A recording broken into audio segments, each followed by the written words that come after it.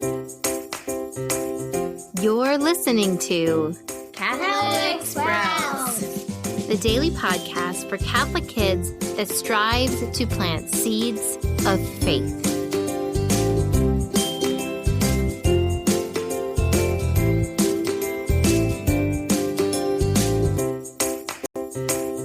Hey there, Sprouts. Today is Wednesday, April 13th, 2022. Today is also Spy Wednesday, or the Wednesday of Holy Week. Now, all week on the Catholic Sprouts podcast, we are meditating on the final day of Jesus' earthly life. And according to the Jewish understanding, that day started at sunset. First, we had the Last Supper with the institution of the Eucharist and washing of feet.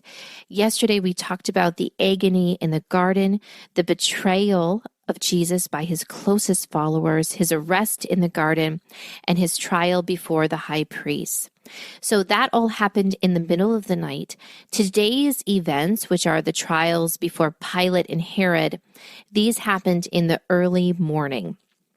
So we hear that as soon as the sun comes up, the high priest takes Jesus and goes to the Roman authority in Jerusalem, who is Pontius Pilate.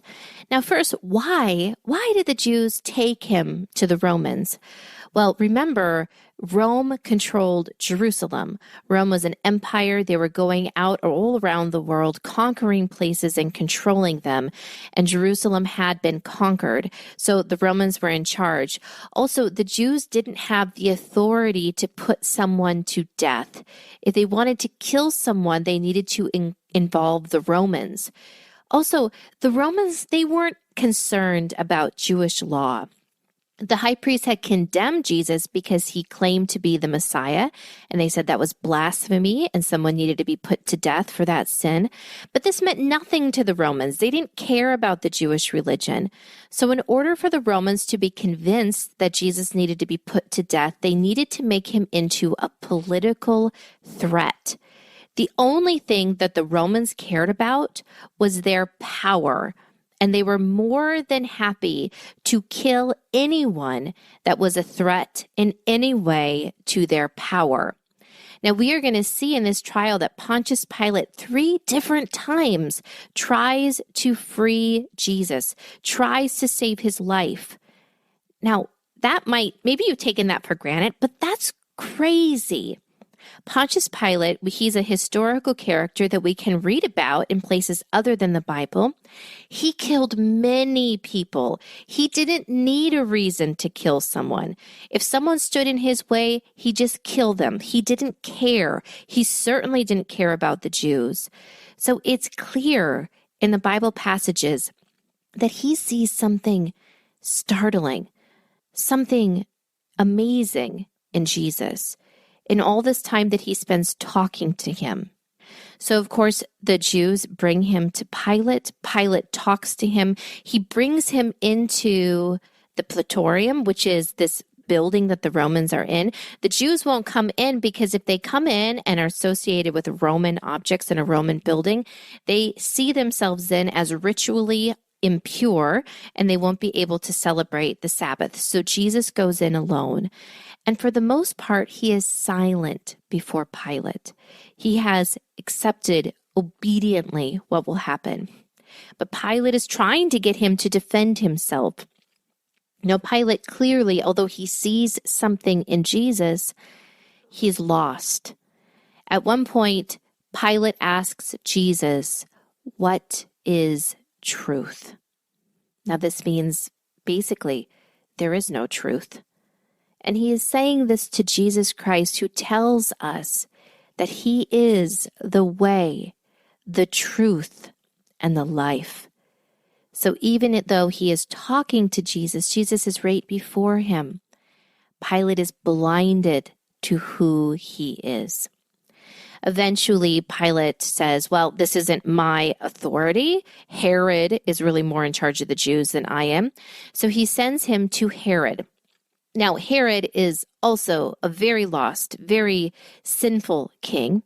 He's heard about Jesus. He's heard about the miracles, about the multiplication of loaves and the healings. So he's excited to see Jesus. He welcomes Jesus, and he basically expects him to just entertain him like he's a circus act. Okay, do a miracle for us. Once again, Jesus is silent. He doesn't say a word while he's before Herod. And of course, Herod is disappointed. So because of this, Herod dresses him in royal clothing to make fun of him, probably has his guards beat him up, and sends him back to Pilate. So here he is back in front of Pilate.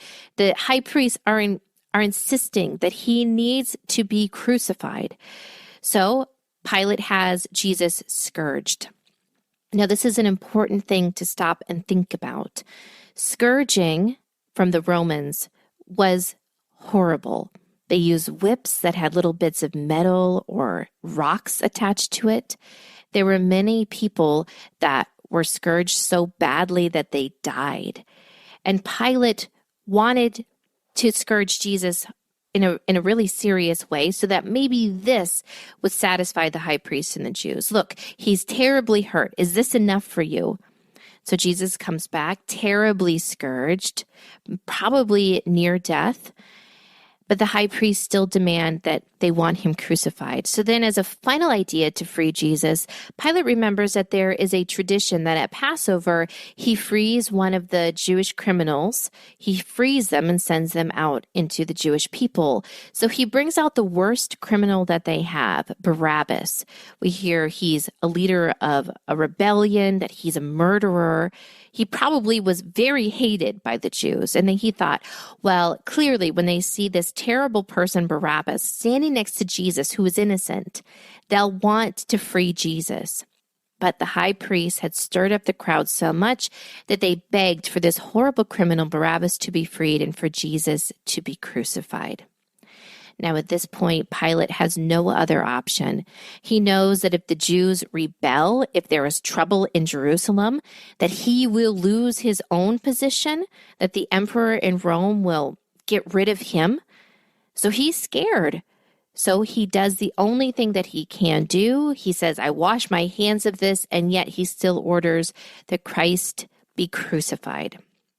So tomorrow we will talk about the crucifixion. But again, Sprouts, my challenge for you is to use this prayer in the Divine Mercy Chaplet 3 times as you meditate on Christ, scourged, bloody, beaten, betrayed, once again, betrayed this time by the leaders of the Jewish faith, by the people he came to save, standing there mocked, dressed as a king when he is the king of the universe, but mocked. Reflect on all that Christ went through out of love for us by saying, for the sake of his sorrowful passion, have mercy on us and on the whole world. That's it for Catholic Sprouts today. We'll be back tomorrow, but until then, continue to grow in your faith and truly sprout into the beautiful creation that God created you to be.